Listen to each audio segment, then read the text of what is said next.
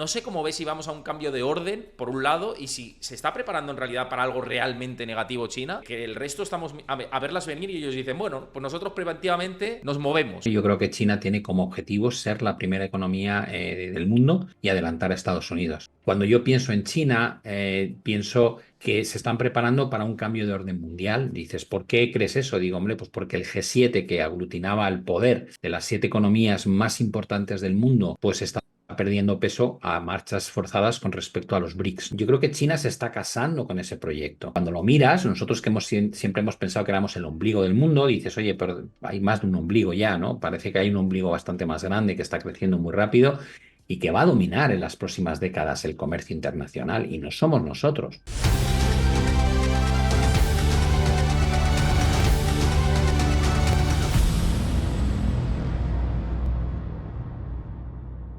El tema de cómo está cambiando el mundo y la situación entre Estados Unidos, que va por un lado, y China por el otro. Yo he dedicado últimamente bastantes vídeos a hablar de China, a investigar bastante lo que está haciendo con respecto también a Estados Unidos, y no sé si China se está preparando para algo o cómo lo ves, porque está haciendo acopio de materias primas, está haciendo acopio de cobre, el cobre está en niveles máximos dentro de sus inventarios, oro tiene las reservas por encima del 5%, cuando antes tenía un 2 y pico por ciento de reservas de oro el Banco Popular de China, platino, plata, bueno, todas las tierras raras que tiene. Ya ni que comentar los movimientos por parte de parte de su ejército para una posible invasión de Taiwán. Esto es lo que se lleva comentando mucho tiempo, pero al final nunca llega. No sé si China, por un lado tenemos lo que comentamos de Estados Unidos emitiendo deuda, zombificando su economía, la Unión Europea también, y China por otro lado haciendo movimientos tácticos, siendo los reyes de África, haciendo acopio de materias primas. No sé cómo ves si vamos a un cambio de orden, por un lado, y si se está preparando en realidad para algo realmente negativo China, que el resto estamos a verlas venir y ellos dicen, bueno, pues nosotros preventivamente nos movemos. A ver, yo tengo lo primero que considero que diferencia a China del resto de países o de la mayoría del resto de países es que creo que de verdad piensan a largo plazo. Es decir, creo que Xi Jinping tiene objetivos que van más allá de 4 años. Y cuando te vas a Europa y piensas en Macron, o piensas en Pedro Sánchez, o piensas en Meloni, o piensas en Estados Unidos en Biden, creo que están siempre con el reloj electoral en la cabeza. Me quedan 3 años. ¿Qué tengo que hacer en los próximos 2 años? Me quedan X meses. ¿Qué tengo que sacar adelante para salir reelegido? Creo que hay una dependencia brutal de ese voto que te tiene que reafirmar en tu puesto, o si no, eres sustituido por el partido de la oposición. Creo que en China trabajan con otro modelo distinto, ¿no? Yo creo que China tiene como objetivo ser la primera economía del mundo y adelantar a Estados Unidos. ¿Qué objetivos ha conseguido China? China ha migrado de una economía basada en lo que es el mercado primario, mercado agrícola, a de repente ser una potencia industrial. Y ha pasado de ser la fábrica de producto no elaborado a ser una potencia tecnológica. Y está aumentando muchísimo el nivel de vida de los ciudadanos.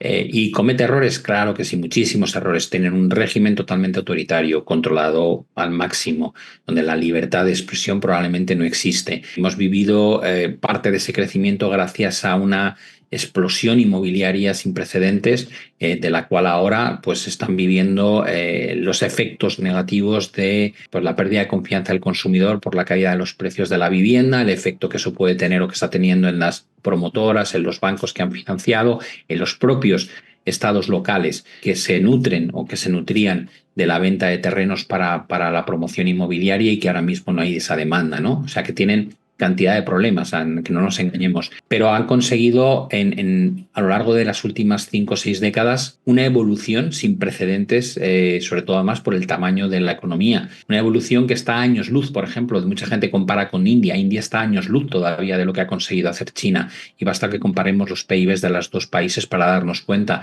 Por otro lado, o el desarrollo tecnológico que tienen a nivel global en el país. Pero cuando yo pienso en China, pienso que se están preparando para un cambio de orden mundial. Dices, ¿por qué crees eso? Digo, hombre, pues porque el G7, que aglutinaba el poder de las 7 economías más importantes del mundo, que de alguna manera eran las encargadas de marcar la dirección de lo que se podía hacer y lo que no se podía hacer y cómo funcionábamos, pues está perdiendo peso a marchas forzadas con respecto a los BRICS, ¿no? Cuando hablamos de los BRICS, Brasil, Rusia, India, China, Sudáfrica y ahora los BRICS Plus, hemos hecho la ampliación a países como Etiopía, como Argentina, como Emiratos Árabes, como Arabia Saudí, se han incorporado varios países que son grandes productores de petróleo y algunos otros países que son o bien representación muy potente en su área geográfica, como pasa Argentina en Latinoamérica o puede ser Etiopía en África, en términos de población, y aglutinan el 50% de la población del mundo, estos países, ¿no? Y además dices, pues bueno, el porcentaje, más de un 50% tiene menos de 30 años. Esa es la población que quieres tener, mientras que en los G7 lo que tienes es una población tremendamente envejecida. Con lo cual, yo creo que China se está casando con ese proyecto. Sigue comerciando, por supuesto, con Rusia, es el pulmón de Rusia en la guerra en Ucrania. Comercia con India y con Pakistán y con Brasil y con Sudáfrica ha invertido lo que no está escrito en países africanos, ha concedido un montón de préstamos a países y a gobiernos africanos. Creo que es un movimiento estratégicamente, no voy a entrar a valorar la parte ideológica, pero estratégicamente creo que es un movimiento súper interesante, ¿no? Cómo se está posicionando para el próximo mundo, no para el anterior, para el que va a dominar. Cuando llega la guerra de Ucrania, ya lo hemos visto, hay el bloque OTAN. Sí, señor, todo el mundo, digamos, coordinado con lo que opina Bruselas y con lo que opina Estados Unidos, o casi habría que decir con lo que opina Estados Unidos, y Bruselas también dice sí, señor, aunque la guerra la tenemos a las puertas nosotros y no ellos, pero el resto del mundo no ha sancionado a Rusia, sigue comerciando con Rusia, una parte importantísima del mundo sigue en Oriente Próximo, Rusia tiene grandes aliados dentro de los países productores de petróleo y en el sur de Asia también, y en países de Latinoamérica y en África. Con lo cual, cuando lo miras, nosotros que siempre hemos pensado que éramos el ombligo del mundo, dices, oye, pero hay más de un ombligo ya, ¿no? Parece que hay un ombligo bastante más grande que está creciendo muy rápido y que va a dominar en las próximas décadas el comercio internacional. Y no somos nosotros, van a ser ellos. Con lo cual, para mí, China tal vez se está preparando para decir, cuanto menos dependa en situaciones de crisis del suministro, donde todavía dominan los países desarrollados, porque estamos viendo cómo han impuesto aranceles ahora a los vehículos chinos, etcétera. Igual simplemente lo que quiere China es tener margen de maniobra, decir, bueno, si hay un colapso momentáneo por un tema bélico, por una invasión a Taiwán, porque simplemente entremos en una guerra comercial mucho más árida. Es que Donald Trump dice en noviembre que quiere subir los aranceles a un 200% de todos los productos chinos. Dices, bueno, pues a lo mejor China lo que se está planteando es de qué manera me posiciono de aquí a noviembre para tener suficientes reservas como para que al menos el primer año no sea un problema y que yo como China pueda cerrar el grifo a lo mejor a exportar temas relacionados con economía verde, ¿no? Tienen el control absoluto de la fabricación de paneles solares, de coches eléctricos. Digo, y como cierre yo el grifo, veremos quién sufre más. Yo creo que se están preparando ante esa eventualidad. No digo que vaya a ocurrir, pero demuestra cierta inteligencia, bajo mi punto de vista, ¿no? De cómo funcionan y cómo piensan. Te quería preguntar, en relación con lo que estás comentando, del tema de la guerra comercial, si crees que Estados Unidos puede hacer daño de algún lado, porque pese a subir el 200% de aranceles que dice Donald Trump, o también la administración Joe Biden, que va en esa misma dinámica, que quizá no tan agresivo, pero es verdad que ha aumentado los aranceles, ha seguido el camino que llevaba previamente Donald Trump, pese a que al principio se criticaba esta postura, pero ha seguido esa misma dinámica.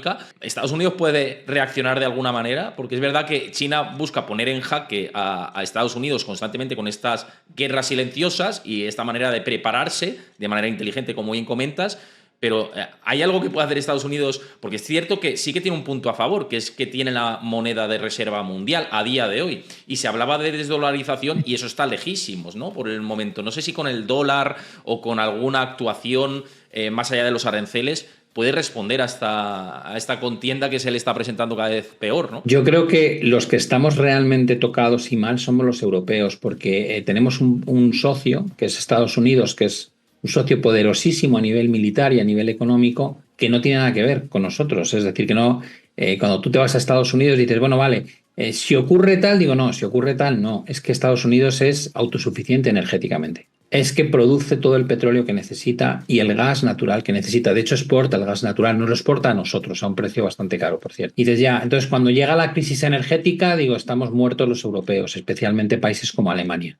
Pero ellos no tienen problema. Y dices, bueno, vale. El tema de la guerra comercial se van a enterar con el tema de los coches eléctricos. Digo, pero si no se venden coches de China en Estados Unidos, el porcentaje es como de broma. Es una broma. Ya pueden poner todos los aranceles que quieran. Y nosotros los europeos decimos, nosotros también, digo, espera, es que tú vendes muchísimo coche en China. O sea, tu problema es que Alemania, Volkswagen, el principal sitio donde vende coches es precisamente en China.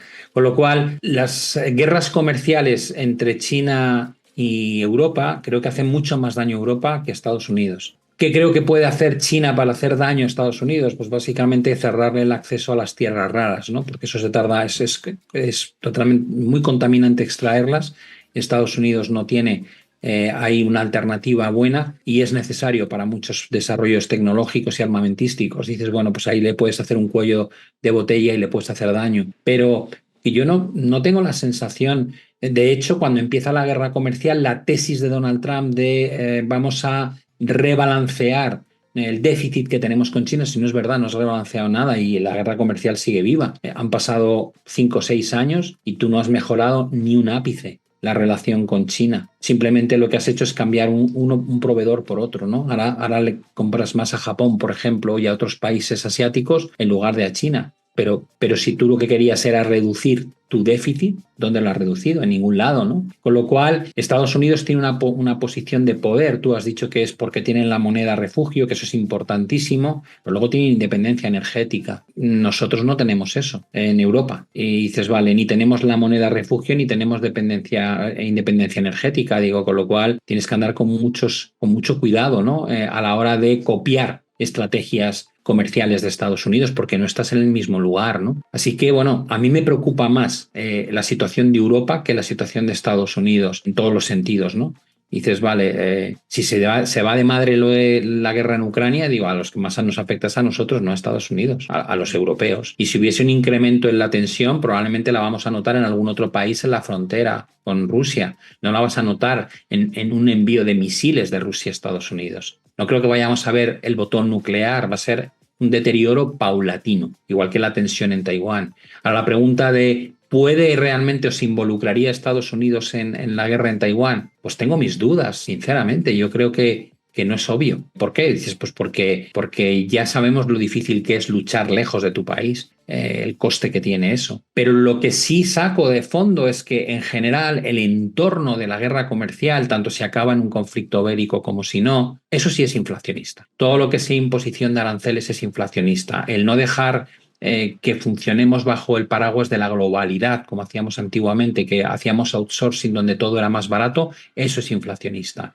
Y por supuesto, si hubiese una guerra que traería consigo otra vez una subida importante del precio de la energía, de tanto el petróleo como del gas, eso también sería inflacionista. Entonces, tenemos ahí sobre el tapete un potencial riesgo que complicaría en extremo pues la batalla que llevamos librando ya varios años contra la inflación, que es lo que provoca que los bancos centrales estén un poquito maniatados respecto a lo que suelen hacer para sustentar los mercados.